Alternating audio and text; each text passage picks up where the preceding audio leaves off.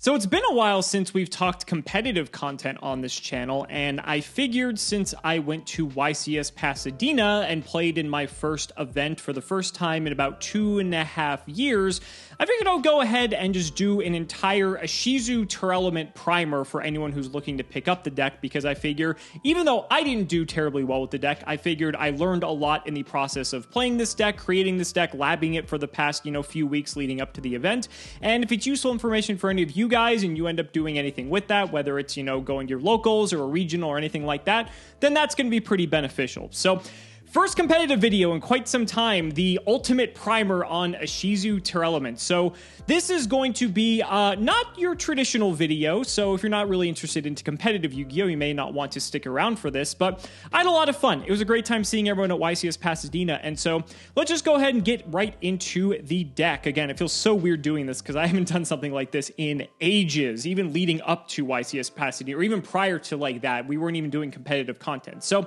we're going to be going through everything. We're going to go through like the main effects of tiers and the Ishizu cards if you don't know anything, all the way up into the super in-depth stuff for all of you guys who want to learn the deck. So this is the list that I played. We're going to start with the main just monsters here and just go into it. So first up, we have 3 copies of Rhino Heart. If you've never seen this before, don't worry, we're going to go through everything. So Rhino Heart has 2 effects. The first effect is that when it's normal or special summoned, you can dump a tier monster from deck to grave. The second effect is when it's sent to grave by card effect, you're able to special summon it, but then you have to send a tier card from your hand to the graveyard. So this is good for multiple things. If you've never played Tearlament before, basically it is a deck that revolves around fusion summoning, but no matter how many cards you mill, no matter how crazy things get, you're locked within this archetype to 3 fusion summons. If you're familiar with Necroz, they basically only get 3 ritual summons because they can only activate one of those mirrors per turn. Same thing goes for the Tearlaments. Each of the 3 fusion monsters, Sheeran, Merly, and Havness, can only use their effects hard once per turn, so you're only going to have 3 fusion summons with the exception of 1 card, which a lot of you guys probably already know. So the advantage of Rhino Heart is that Rhino Heart can specifically pick one of the tiers in your deck to send to grave to trigger the fusion that you may have already missed. So say you've already done Sheeran and Havness, you can specifically send Merly from your deck to the grave to make sure you get all of your fusions. This is one of your 1-card starters to get the plays going, but it's also an extender, so its role can pivot depending on what you're doing. And being able to resurrect it as well, the fact that it's a level 4 is quite relevant for this deck, whether you're trying to make something like Abyss Dweller, Redoer, Baguska for the matchups where you have to make Baguska. Rhino Heart's one of the cards that you really just want to see. Some people might shade this down to 2 copies, and I can perfectly see why, because you can get to Rhino Heart rather easily. I mean, if you mill it, you're going to access it that way, but it's not terribly impossible to get to this card. I mean, the field spell searches it. There are ways to access it aside from just hard drawing it. So you may see some lists actually just opting to play the 2 copies, but I decided to value consistency over all else, which is why we are playing the full 3 copies. And I may circle back to some other cards here and there, but Rhino Heart is just, again, one of the heart and souls of the deck. Also, the second effect when you're sending a card to grave to be able to resurrect the Rhino Heart is quite relevant because not only can that trigger your tier fusion effects, because that's a way that they're getting to the grave, but it's also a way to pitch redundant spells and traps that have the Tearlament name as well. So you can pitch something like a Scream, and that allows you to get a trap. You can pitch something like Soliak, which allows you to get a monster. So it adds a lot of versatility to what Rhino Heart can really do for the deck. So we've got 3 of him. And next up, we have 3 copies of Sheeran. Now, again, all of the next 9 cards here have the effect that when they're sent to the graveyard by card effect, you can conduct a fusion summon using them as material by placing monsters, onto the bottom of the deck when doing so. So, as a result of that, when you fuse, you take the card and whatever the card you need for the fusion summon, place those cards on the bottom, or if they're an extra deck monster, you place them back into the extra deck and conduct that fusion summon. So, with Sheeran's other ability, all of the other tiers have an additional ability aside the ability to fuse. Sheeran's ability is that you can reveal it in the hand, then once that condition is fulfilled, assuming your opponent doesn't have any quick effects, you can special summon Sheeran to the field, then you pitch a card from your hand to the graveyard, and then you mill 3 cards in addition to that. So Sheeran is also a starter / extender. And what's nice is that if you lead Sheeran, pitch something, and then mill 3, you are then able to potentially hit a couple names, either Sheeran, Merly, or Havness, and get your plays going before you go into the Rhino Heart to send a name that you miss. Not to mention you can special Sheeran, so then you can normal Rhino. You have 2 4s there to be able to go into a rank 4 play. So that's pretty nice. Sheeran can also pitch any monster. It doesn't have to just be a tier name. So you can send one of your Ishizu cards, for instance. So that way you can possibly get that into the grave. If it's either a Guido or Kelbeck, that'll trigger those abilities as well. So that's pretty cool. There's just a lot of cool things that you can do with Sheeran just because of the fact that it is a special summon. I mean, you can normal it if you have to. Also, being 1800 is quite relevant just because it hits over a lot of things, especially with the buff from the field spell. Sheeran can, for instance, hit over a dweller that isn't being buffed by a water attribute material. So that's quite relevant for if you're potentially playing the mirror match. That can actually come up sometimes. The 1800 stat line is pretty solid on Sheeran. Not to mention, I forgot this with Rhinoheart. Rhinoheart is 2100 defense, and that's just thick. So something to definitely keep in mind. But we are on the 3 Sheeran. And then, of course, we're on 3 of the other ones as well. So we have triple Merly. So Merly has the fusion effect, but then its other effect is that on normal or special summon, you can mill 3 cards from your deck to the graveyard. So again, similar to Sheeran, it has a milling effect. But the thing is with Merly, it doesn't have a built-in way to special summon itself. So the traditional way to get into your Merly is if you have a Kitkalos, which you've already previously summoned, you can activate the Kitkalos to target itself, special the Merly, and then you're able to activate both of these effects to mill 8. A lot of the Tearlaments players know this, and I'll discuss that more in depth later. But Merly's quite important for several reasons. So being level 2 makes it very relevant because it helps enable plays for Sprite Elf, for instance, if you're trying to go for a Sprite Elf line where if you set up with Elf and have Merly engraved during your opponent's turn, you can resurrect the Merly. Merly will trigger, and then you can mill 3 more to possibly start playing on your opponent's turn. But also being level 2 is relevant for the new card Sprite Sprint. So Sprint is important because it allows you to funnel your plays potentially on depending on what you do, to be able to, as long as you send Merly last, which you typically want to save Merly for your last fusion, you want to try to use Sheeran and Havness first. And then when you do that, let's say your opponent's disrupting you with different card effects, you can make into any of your cards into a Sprint by just funneling into a rank 2 such as Dark. And then by doing so, Sprint can send Merly, triggering it to be able to fuse from there. So it's a nice way to continue extending if you do get interrupted. So being level 2 is quite relevant. There are also interactions where you're going to want to just make sure that you have Merly pretty much in rotation most of the time just because of the level 2 interactions with your extra deck. But just a fine card all around. And again, we want to just max out on consistency, so that's why we're playing 3.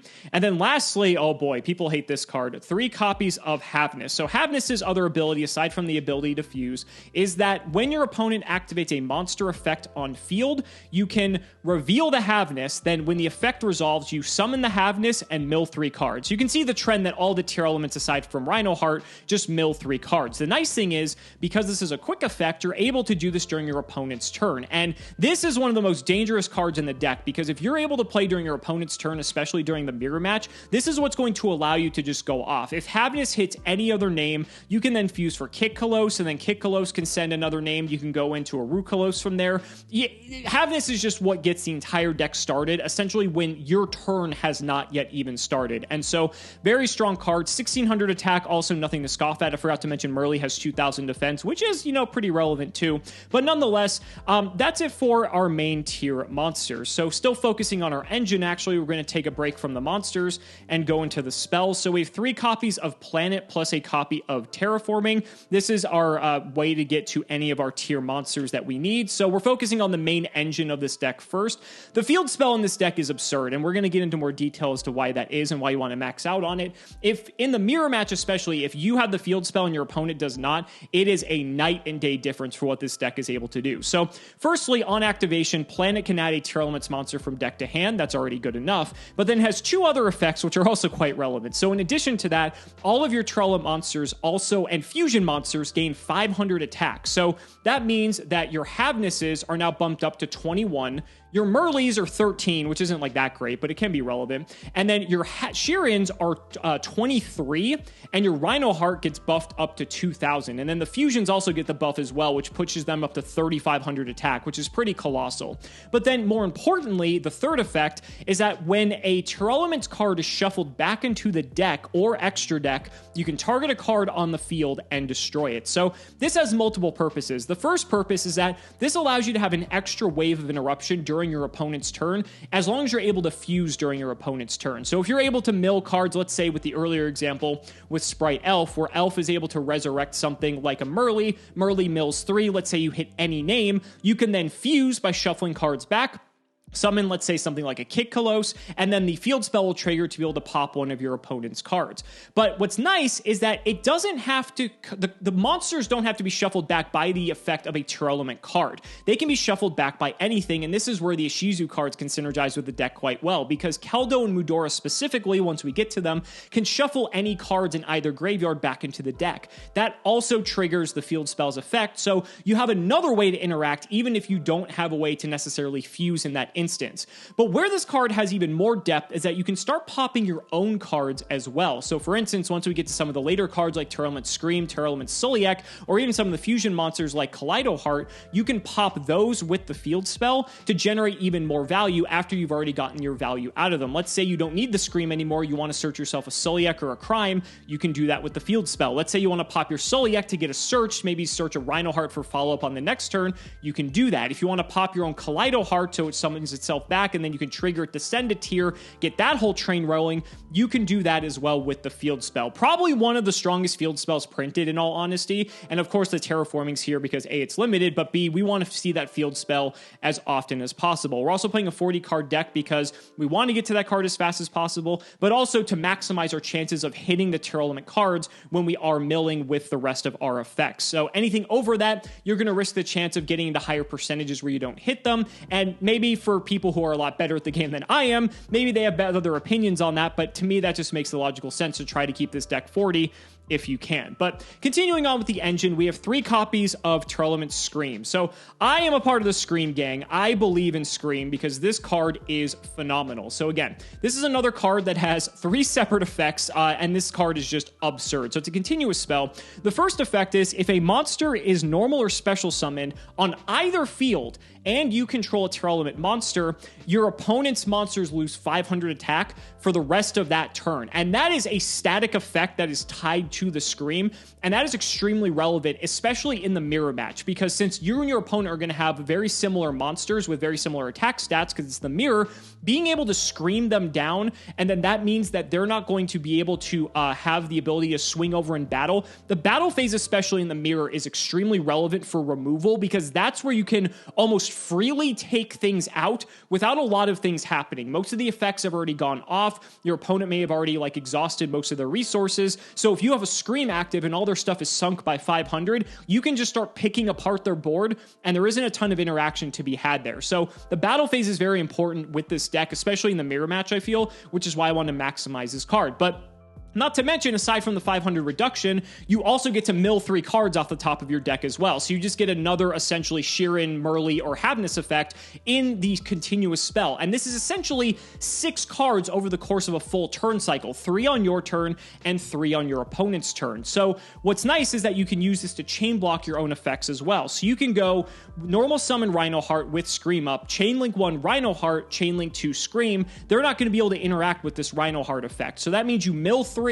Let's say you hit a name, now you know with Rhino Heart, okay, I need to send a different name to make sure that those don't mix. You can also ensure that you can send another name, so that way you don't have to remove the Rhino Heart from the field potentially. The amount of lines that this deck offers is absurd, and it requires a ton of practice. There isn't really one set way to play this deck, which is why I feel it's one of the most complex decks that's ever been created, but that's also one of the reasons why a lot of people find it fun, is because the puzzle isn't really solved with this deck. And so Scream just allows you to continuously mill cards without your opponent milling cards either. Once we get to the Ishizu cards, you're going to understand that the mill 5 effects for both players, especially in the mirror match, is not fantastic. So having the ability to continuously mill your own cards without your opponent getting to mill means you're going to be able to continuously keep playing, activating your effects, and the more you can do on your opponent's turn as well as your own, the further ahead you're going to be able to push your game state in order to be able to get there. And then the third and final effect is that if it's sent to the grave by a card effect, you can add a Tearlament's Trap from deck to hand. So what's nice is that typically when people summon a card like Cimoooooooo and use the search effect, Cimoooooooo is what's going to get you your Sulliek or your Crime. But what's nice is because we're maxing out on Scream, you're most likely, especially if you go for the mill 8 line, you're going to hit a copy of Scream, which means you can search the trap with this rather than having to search it with your Cimoooooooo, which means that just gives you more options. Maybe you can search a Havness with the Cimoooooooo. Maybe if you still have an Extender or you haven't normal summoned, you can search a Rhino Heart or a Sheeran. The Scream just adds so much to this deck, and 3 might be a bit overkill and could possibly lead to some awkward hands. Drawing double Scream isn't the best unless you see yourself possibly with a Rhino Heart, because then that means you can have one Scream active, and then you can probably pitch it for the Rhino Heart to bring it back so you can get the trap. But nonetheless, 3 Scream is fantastic, and I feel like, especially to be able to help chain block some of your plays, Scream is very relevant. And the last card that sort of breaks the mold of this deck is 1 copy of Instant Fusion. So Instant Fusion, I mentioned earlier how the deck's main limitation is that you only get 3 fusion summons per turn. And to be fair, since you can technically do 3 on your opponent's turn, it's a little bit different than Necroz in that respect, right? So it's like you get 6 over the course of a full turn. Instant Fusion breaks the mold because you're able to get a 4th fusion summon, which is why this card is limited primarily. But the fact that you don't have to fuse for your initial Kick Colossus is actually huge, because now you can spend that extra fusion on something much more proactive, or depending on the type of board you're trying to make, it can allow you to extend further to maybe get an extra body to be able to go into something like a rank 4 or whatever it is you may be. The Instant Fusion has to be like single-handedly one of the most powerful cards in this deck, just because it breaks the mold of what this deck is capable of doing and takes it to new heights. So that's it for our spells section of our engine. And then for the traps, we're just playing 1 and 1. We've got 1 copy of Sulliek and 1 copy of Crime. Now, this ratio is still up for debate. At one point, I was on 2 Sulliek and 1 Crime. At one point, I was just on the double Sulliek. I landed on this just because I like the versatility. Crime's also nice too, because if you're, going up against non-mirror matches specifically, and they're playing maybe stuff like evenly matched and the like, having this to protect your board is quite nice. But Sulliek is a card that is essentially a permanent negation. So when you activate it, as long as you control a Tearlament's monster, you can target a monster your opponent controls. Its effects are permanently negated. Then you send a Tearlament's monster from your deck to the graveyard, or not from your deck, from your field to the graveyard. That'd be insane. And so you're able to do this multiple times as long as you have multiple monsters to continue doing this with to lock down your opponent's effects, and that's quite strong. The other effect is that if it's sent to the graveyard by a card effect, you're able to add a Tearlament's monster from your deck to your hand, which means that this is a sort of road effect. So even if you mill Sulliek, it's perfectly fine, because then you're going to get a monster out of it anyway. And then Crime is the counter trap of the deck, is that while you control a Tearlament's monster, you can shuffle back one of your opponent's cards on the activated spell, trap, or monster effect, shuffle that card back, and then you have to send a monster from your hand to the graveyard. So a bit of a stipulation there. It is nice because you are able to trigger some of your Tearlament effects in hand, so that way you can fuse as a follow-up to Crime. And then when Crime is sent to the graveyard by a card effect, you're able to add a banished Tearlament monster from your deck to your hand. So this is nice because one of the big downsides with Rhino Heart is that Rhino Heart actually gets banished if it's special summoned from the graveyard using its own effect. If you overlay, that's no longer the case because it's no longer considered to be on the field, but this can get banished very easily. And so Crime, funny enough, if you happen to mill it, is a way to get Rhino Heart back, and that gives you follow-up potentially for the next turn if you happen to banish it on the previous turn. So these are just 2 cards you can have for your end board, and depending on the circumstances, you can pick and choose which one you want. Sometimes you can get both if you get lucky. Maybe you open one and then you mill a Scream. You can just search the other one, and then you have both, which is actually really hard for your opponent to be able to play through.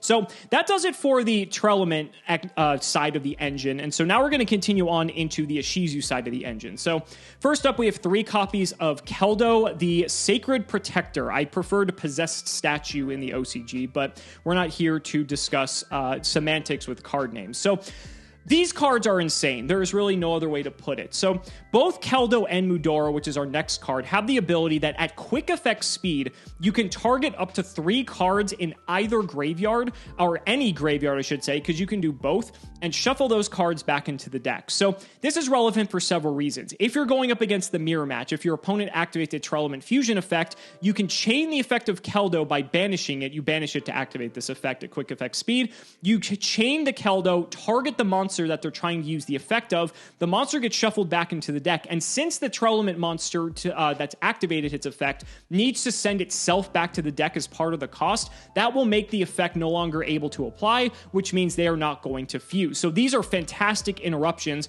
and also make it so that any deck that is graveyard reliant in this format is just unable to be played, because at any point Keldo and Mudora are just going to be able to interact with the opponent in a way that is really hard for them to interact with. I mean, this is like Call by the Grave on steroids in a sense. So Having that is incredible, and then both Keldo and Mudora have their own initial effect. So the first effect for Keldo is that you can pitch another copy of an Earth Fairy to special summon itself to the field and add an Earth Fairy monster from your deck to your hand. So at the very least, you could go Keldo, pitch Keldo.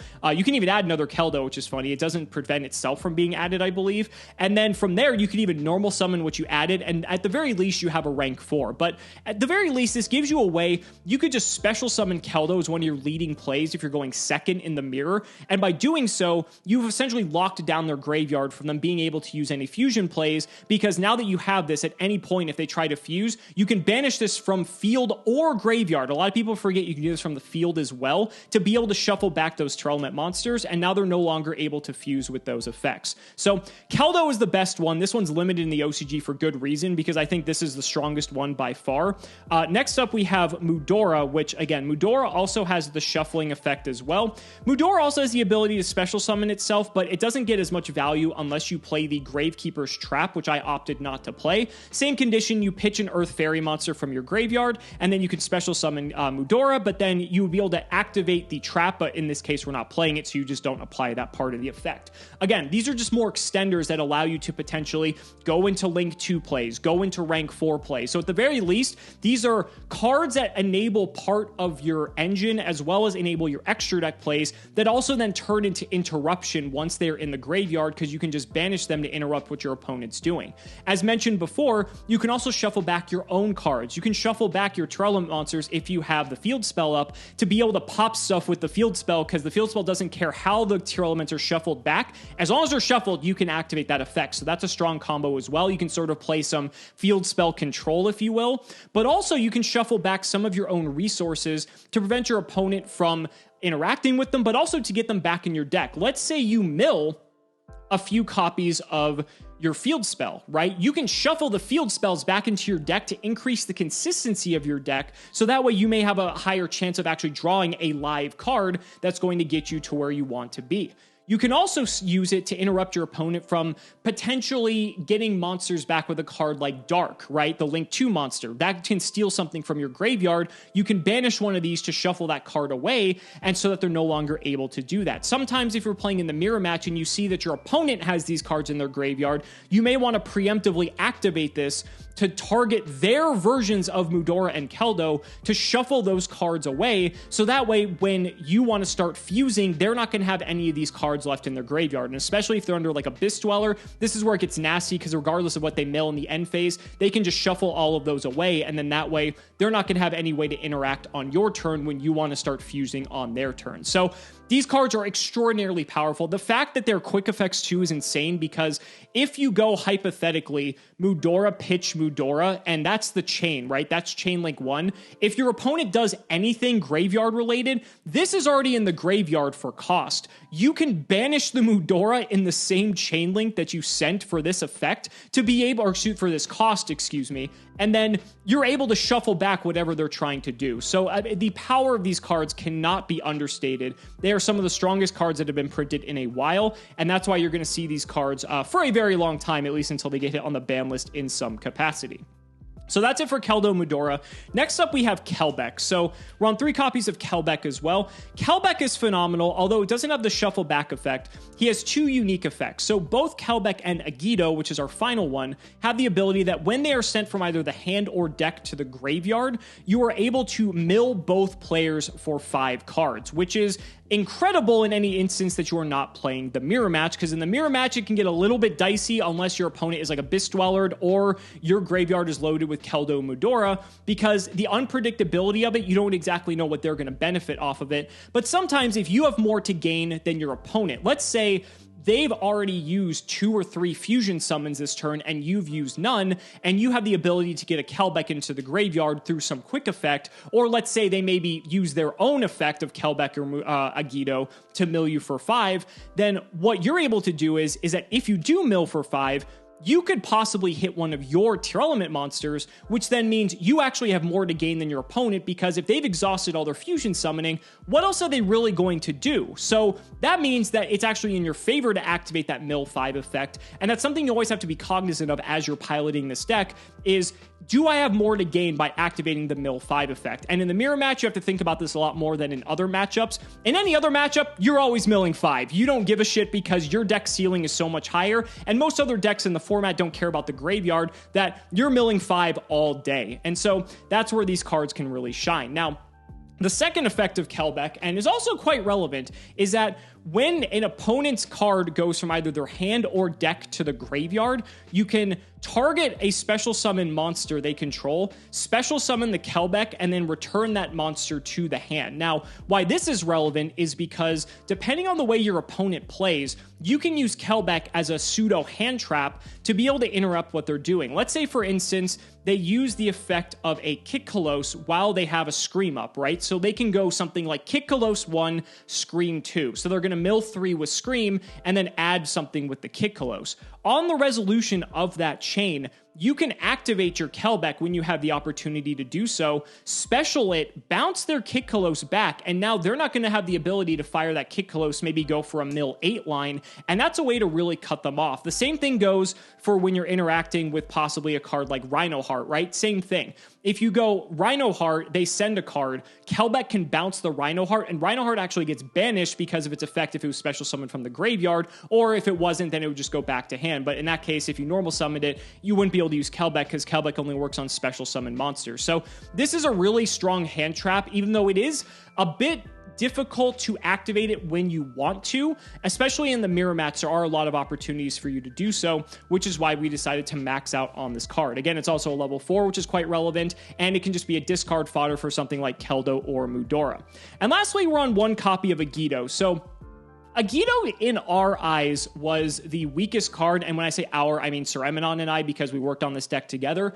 Agido is a card that has the same mill 5 effect as Kelbeck, but the first effect is that when your opponent sends a card from either hand or deck to grave, you can special summon Agido and special summon another Earth Fairy from your graveyard, which in theory seems pretty good, but doesn't come up as often as you would like, and it also has time. At times it's like difficult for you to really like capitalize on the fact that Agido generates you advantage. It's interesting because if you look at the OCG was already starting to slim down on copies of Agido before it got limited, and so this was one that we decided to cut down on because we valued Kelbeck's ability as a hand trap more than the fact that this card generates you another card. At the very least, I mean, if this card goes off, you have a free rank 4 that Agido makes you, and that's really strong, don't get me wrong, but at the very least, if you want to use this effect, you can search this with Keldo to be able to have access to it, so it's not like you can't search it already, and we were happy with the fact that we only played one copy of this because we felt that having multiples was just a bit redundant for our purposes,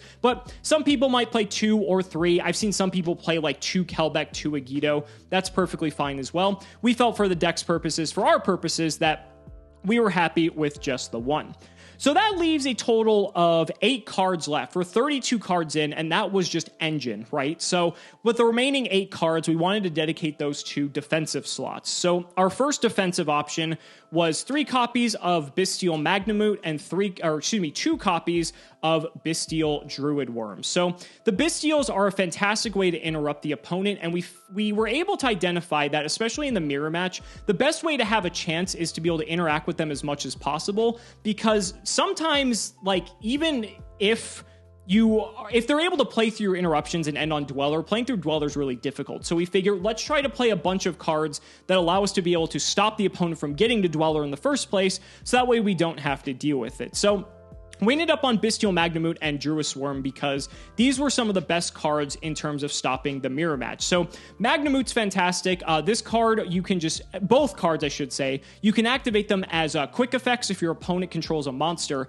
and they're DD Crow. You target a light or dark monster in either graveyard, and you're able to banish it to special summon these cards. And then each of them has their own respective effect. Magnamute on summon, you activate his effect, and then during the end phase, you can add, it's not even just a Bestial, I believe it is actually a dragon monster from your deck. Yeah, so you can search any dragon, which is crazy if you're playing more than just these, but we're just playing these in this deck. And Druid Worm, when it's sent from the field to the graveyard, you're able to destroy a special summon monster on the field. I forget if it's destroy, it might be actually just send. Target a special summon monster your opponent controls, send it to the graveyard. So that is quite relevant because it does play around some things. So we played this ratio because Initially, we're on a 3-1 ratio, but the 40th card was still up for debate, and I wanted to have one more copy just because I want to make sure that if I resolve multiple Magnamoots, I have a way to potentially still search something as another interruption. And independently of that, it's just another possible DD Crow I can draw when my opponent starts the game to interrupt their plays. So this works similarly to Keldo and Mudora, where if your opponent tries to fusion summon, you can target that Tearlament with one of these, banish it, and the fusion summon will no longer be conducted. There are a lot of cool things you can do with the Bystials because they're dark, so obviously that is synergy with the deck and some cards in the extra deck.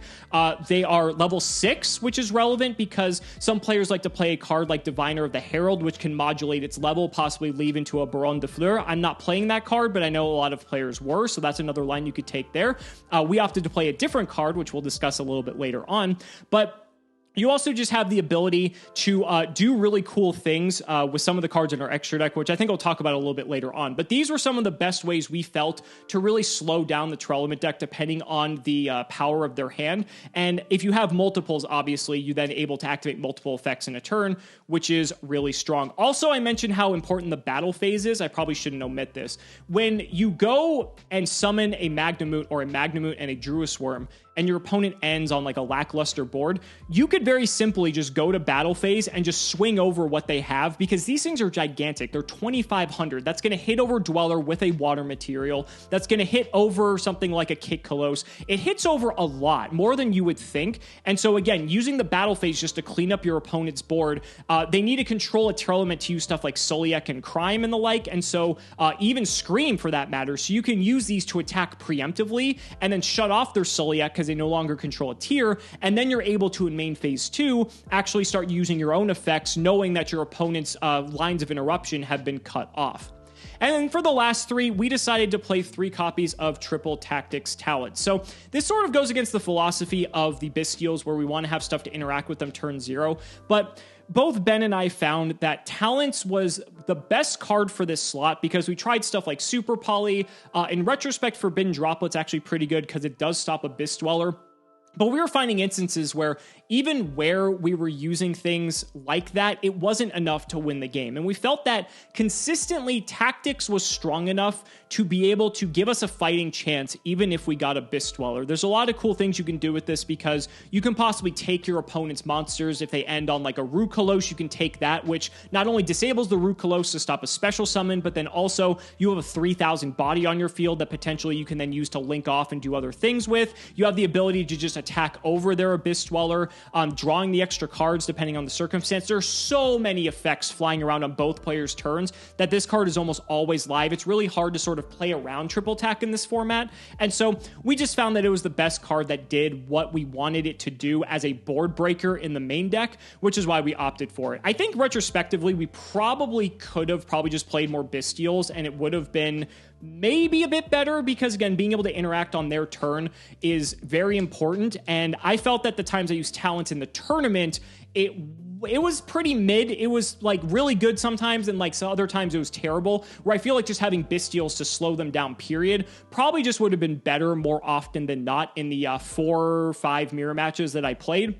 But it is what it is. And in testing, I feel like Talents was really overperforming, and that was with extensive testing with Talents and other defensive cards similar to it. So that's it for the main deck, 40 cards, and this video is already 30 minutes. Good lord. Apologies for anyone watching this. Unless you're really enjoying this, then be sure to give the video a thumbs up. Let's do the extra deck. So thankfully, there's only 15 cards in here, so I shouldn't be able to talk about this for too long. First up is 2 copies of Kit Kalos. Now, I am a coward, and I played 2 copies of this because I felt that I was not good enough to manage my resources efficiently to make sure that I could just keep one in rotation. There are also rare instances where you want to like fuse into like another copy, just the way the board states get sometimes, that I kind of liked having a second one. If our opponent's on like cherries, then we lose an extra card out of the extra deck, but like whatever, this is fine. Kit Kalos is a fantastic card. So this also has multiple effects.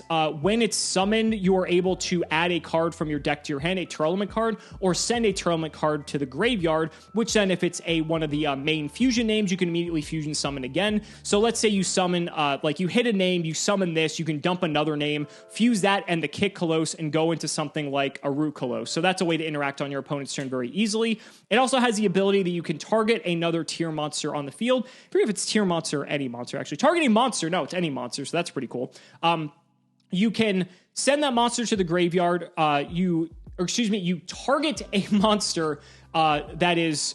You special... I'm just going to read the card. My brain's starting to get fried. Target a monster you control. You special summon a Tearlament monster from either your hand or graveyard, and if you do, send the targeted monster to the graveyard, and then if it's sent to the grave by card effect for its third effect, you send the top 5 cards of your deck to the graveyard. So, as I mess up my camera, this is very similar to the line I was saying earlier that most Tearlaments players know, where you go summon or send this, summon the Merly, and then you can go Chainlink 1 Kitkalos, Chainlink 2 Merly, and then mill 8 and go to the Kitkalos Casino. So, Kitkalos is really strong, one of the center points of the deck. You're probably going to be making this every single turn and every single opponent's turn that you are playing this deck, which is one of the reasons why this deck is so powerful that you're able to do that. So we've got 2 copies of her.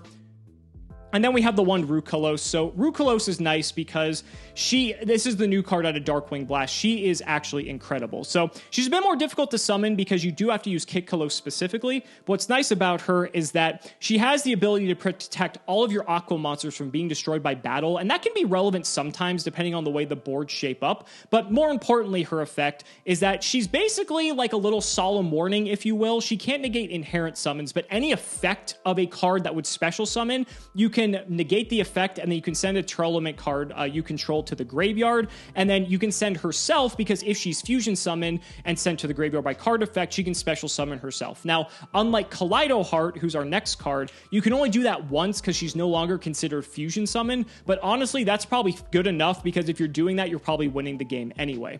Kaleido Heart, on the other hand, can do that as many times as he wants, as long as it's only once per turn, but Kaleido Heart is a house. Now, the thing is, he requires 3 materials, one of which has to be Rhino Heart. But the thing is, once you get Kaleido Heart out, it is really difficult for your opponent to play because since you're milling so much, you're most likely making the Kaleido Heart for free. 3,000 attack on both of these bodies is gigantic. And then when he's special summoned, you're able to shuffle, target a card your opponent controls and shuffle it into the deck, which is a very strong form of interruption because you're shuffling something away. It does target, but who cares? And then also, if it's sent to the graveyard by card effect, you can just special summon him back out to the field. So I mentioned earlier, you can pop him with your own field spell to then summon him back, and then he has to send a Tearlament card from your deck to the graveyard, so that's a way for you to trigger even more effects. Both of these cards are absurd. They are the boss monsters of the archetype. They're the way you also go for OTKs as well, because they're 3,000 attack, 3,500 with the field spell, both incredibly powerful cards. The one thing to be careful of with these is that when they go to the grave and can come back, because your opponent is most likely playing things such as the Ishizu cards, especially in the mirror, they can shuffle these away, and so then that can really stifle your play. So definitely be mindful. Kaleido Heart is also a dark, so that's relevant. One of the big ways to lose is if this is in your graveyard, your opponent can steal this with dark, and that can get really ugly really quickly. So definitely be mindful of that. Rukalos is a water, so it doesn't come up as often. And then we have a few more fusions in the form of Garura, Mud Dragon, and Dragostapelia. I feel like Mud Dragon is probably like the 15th card in here. This was like, this extra deck could be like 25 cards and probably still be too tight, but Garura's fantastic in this deck. This is something that the OCG doesn't have, and it makes it really difficult for a card like Cherries to be good, because in the OCG with Cherries, they would hit something like Kitkalos, and usually your fusions would not be able to resolve because you don't have another target. But with Garura, usually if you're going to fusion something for Kitkalos, you can always make Garura in that case, and so that's why this card is very powerful. It's also a 6, which is relevant for our deck, but also some people, if they're trying to make like Baron de Fleur, that's relevant for them. Also, the fact that this card does double battle damage means that it's another way for you to be able to go for OTKs if you're lacking a bit of damage. It's 3k by default. The field spell makes it 4k because it goes up to 2,000 attack. That does double damage, so that's 4k. And also when it goes to grave, it just draws you a card. This is like everything you could want for this deck. Dragostapelia is nice because during your opponent's turn, you can fuse into this. This is a way to negate your opponent's stuff. Also changes the level of whatever it's negating to level 1. So in your sprite matchup, you can make something a level 1. They no longer can special summon sprites. In the mirror match, if they're trying to go for a rank 4 play, you can negate something, and now that's a level 1, so they can't overlay for like Abyss Dweller. There's a lot of neat little tricks with Dragostapelia in this deck. And then for Mud Dragon, Mud Dragon, we decided to play because we felt very safe having it. There are instances where it's sometimes difficult to get an extra 4 on the field to end on Abyss Dweller or any other rank 4 that you're trying to make. And Mud Dragon's nice. It has the targeting protection, but also it just has the ability to get you another dude on the field and make sure your fusions will resolve. What's nice is that because we're playing the Bystials are dark and they're not aqua, so it makes it very easy for us to be able to make something like Mud Dragon. And I was very happy that we played it. It did come up. So that does it for the fusions.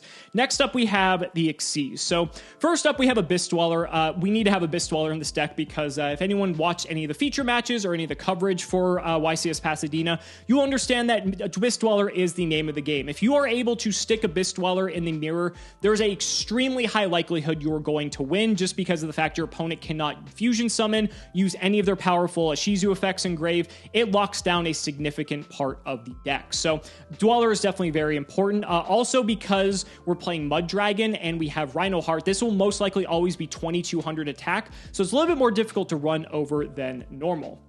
Next up is Bagooska. Bagooska's here as a alternate path to be able to stall out the game in case we get hit by cards like Dimension Shifter, or if we get Dwellered ourselves, we can just take 2 4s, make a Bagooska, and pass. And this is actually kind of an asshole of a card to deal with in some instances, and so it's just nice to be able to buy you a turn or two. If anything, it outlasts the Shifter, it outlasts possibly something like Dweller, depending on the way the board's looking, and that way you can possibly continue playing on the following turn. It's not great, but it's an option, especially against the Shifter decks for sure.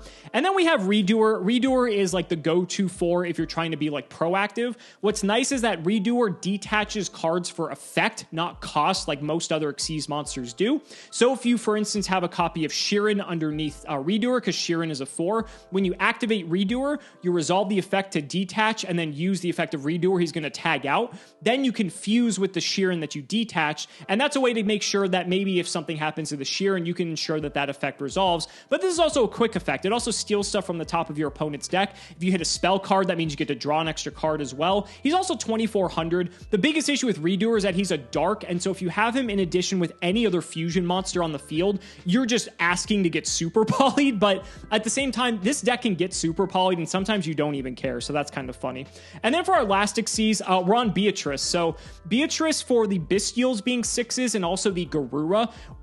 There are instances where, let's say you just summon a Magnemute to stop your opponent, you search the Druis Worm in the end phase, then on your turn, you can stop something that they're going to do with your Druis Worm, then overlay them both for Beatrice, and now all of a sudden you've turned on your Tearlament engine through non-engine means, which is why Beatrice is incredibly strong. Beatrice can also send any card, so you can send a Tearlament card for fusion plays, you can send that spell or trap to be able to possibly add a trap or to add a monster to hand respectively. You can send in a Shizu card if you want to have like a pseudo Dweller type effect during your opponent's turn. And since this is a quick effect, you can fire it once during your turn because you hard made Beatrice, which, you know, for BA players, that doesn't really happen.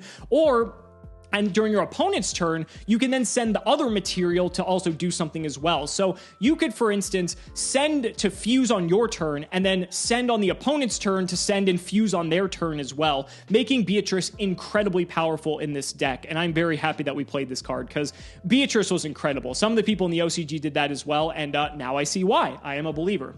So then for the remaining 4 cards, we have the Link Monster. So we have a copy of Dark.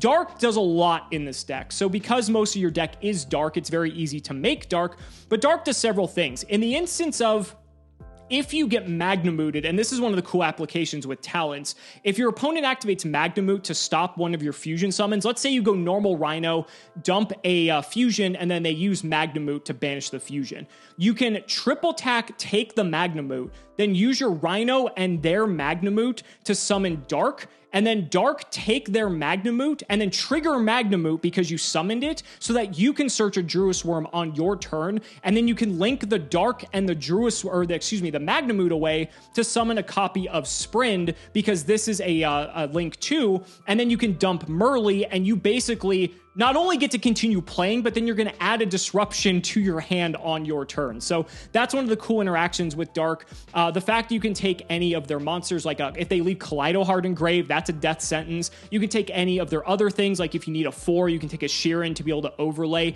Dark does a lot of really powerful things in this deck. I also really wanted to play Asa, the Earth equivalent of Dark, because with the Ishizu cards, the same thing happens where if you just have a monster and like a Mudora, you can make a Asa. Asa can attempt to take one of their Ishizu cards, and if it's something like a Keldo or Mudora, force it out before you go into your sprint to send Merly to be able to continue your fusion. So I really liked Asa. Asa would have basically been my like 16th card if I could have played another one in the extra deck, but sadly I did not have room, so we had to settle on this. But Dark is extraordinarily powerful and definitely needs a slot in this deck. Then we play the Sprite Elf and the Sprite Sprin. So Sprint, as I said, you want to save Merly for the last fusion, so that way in case you get interrupted, you can turn any of your Link 2s or your Merly into a Sprin, send the Merly, and then you can fuse from there. Elf is especially powerful too. It stops your things from being targeted, so stuff like Dweller or Rukalos, whatever. Also, the special summon, being able to get back a Merly, means you can mill 3 on your opponent's turn, possibly get your engine going from there. And then if this stays out, you can just constantly keep going, and then on the next turn, you can actually use this to link off into something like a Sprin to keep your plays going from there, so that's pretty cool. And then the last card is just a Borolo Dragon, so we needed an out to Avramax for the Sprite matchup. And so that's where the Borolo Dragon comes up. I preferred this to something like Underworld Goddess because there is an instance where if you're playing the mirror, you could try to make a Borolo Dragon if you just stick a bunch of guys and then take their Dweller, and then you can Dweller them back for their turn, and then the Dweller will go to grave at the end of your next turn. But that's perfectly fine because it served its purpose. It also is like somewhat difficult for Flunder to out a Borolo Dragon, I found in testing, and so I thought that was just kind of funny, so I figured like, okay, whatever. I never made this, but if Avramax was ever in my future, this would be the go-to line for that. You basically need to play this, Underworld Goddess, or Zeus to be able to out Avramax, so one of the 3 has to be in your deck somewhere, and that's the one that I opted to go for. You might wonder why I'm not playing Zeus. We found that Zeus is not good in the mirror match when everything just floats into another card. It's good against other matchups, but against other matchups, you really don't need a Zeus unless you are like incredibly far behind that it's not going to matter. So that's it for our extra. And then for the side, I'll quickly breeze through this. So we decided to side Herald of the Orange Light. This may sound weird, but in the mirror match, first of all, this card, if you don't draw it with an Ishizu card, is awful. Is just absolutely terrible. And we've found in testing that this happens a lot. And when that happens, this card, aside from being a pitch for Sheeran to special summon it, doesn't really do much and just rots in your hand. And so the thing is, you need this, though, against like the shifter decks, and it's good against stopping Abyss Dweller. But again, it's only good if you have another monster in your hand to be able to send. And we found that multiple times in testing, even if you Orange Light sends something and pop the Dweller, sometimes you can't play through everything else that they have. They may still have Mudoras and Keldos, which act as Dwellers anyway, that you still have to play through. They still have the rest of their board. So this was mainly just a check for like the shifter decks and the like. We sided this in, especially in the mirror, when we knew we were going second and just have a high likelihood of getting Dweller, just because we felt it was still necessary to deal with. But just a very annoying card all around, because in the mirror, aside from stopping Dweller, it never really feels that good to like minus yourself like that. We just found it to be a very subpar card, which is why we ultimately decided to side it. But again, we need a check for something such as Shifter, so that's why this is here. We also played the Called by the Grave as well, as a 4th copy of Orange Light, essentially, to be able to stop the shifter decks like Flunder, like Exo Sister, which were around at the tournament. So Call by the Grave is also just good for, a myriad of other things, but primarily just like shifter and the like. Then we had a triple copy of Cosmic Cyclone as well as a Harpy's Feather Duster. So again, this is for like the non-mirror match decks, like the decks that are going to play back row. I was scared of Mystic Mine as well, I'll be perfectly honest. Any deck that's just going to, like Runic Sprite can play a ton of back row, Exo can play a ton of back row, Flunder can play a ton of back row. I wanted a way to be able to interact with those decks and be able to have a way to just disrupt all their cards. And so that's what these were here for. Really not much to say there. Triple copies of Dark Ruler No More. Again, similar situation where this is just a really strong card for like your Flunder matches when you're going into a board of like M-Pens and barrier statues and different things like that. We want to make sure we have a way to deal with that. We tested other cards like Sphere Mode and Lava Golem, but like this deck can't out sphere mode, which is kind of funny, and like Lava Golem just didn't really do the job. We really just wanted a way that as long as we can play the game, we'll be perfectly fine. And so this is really what Dark Ruler was here for. It's also sort of good against like your Pendulum matchups, the new like Ignister stuff. Any of like the big build-a-board decks, Dark Ruler we felt was very efficient at being able to tackle those boards. So that's what this is here for. Really not much else to say there. And then lastly, we wanted something for going first. And here we go, triple copies of Skill Drain. So Skill Drain is very interesting for several reasons. So against Sprite, oh yeah, Dark Ruler is also good into Sprite boards as well, which is very relevant. But Skill Drain, against Sprite, if they don't have Smashers, they have like basically no way to out this card, and then all they have are like guys that max at 1300 attack, so they basically lose the game if we flip this. Flunder also struggles against this card immensely, so again, same thing, if we flip this, even if they shifter us, we have Skill Drain, so we don't care anymore. We have our own auto win button against them. And just any deck that isn't the mirror match, you can just side this in for the most part, as long as it's not like graveyard reliant, and you're going to be able to shut them down entirely, and your deck can play under Skill Drain. There are even arguments to play this card in the mirror match, because depending on like the situation, if you're all set up and you're skill draining their cards like that, they can't use any of the effects on field like the Merly or anything like that, it can really hurt their ability to play, especially after you're all set up. So there's even an argument to side this in the mirror, although we opted not to.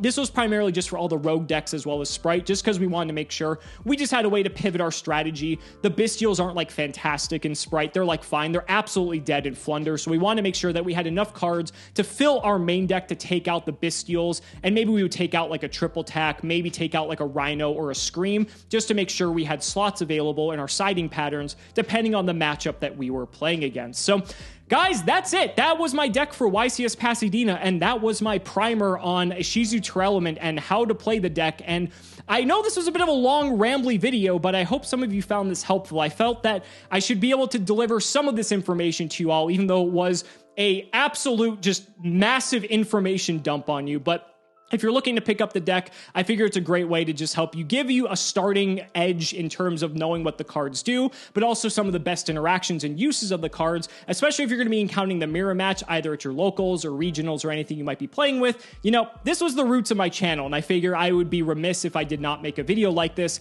and man, was this weird. So let me know down in the comments what you guys think. Thank you so much for watching, and we will see you next time.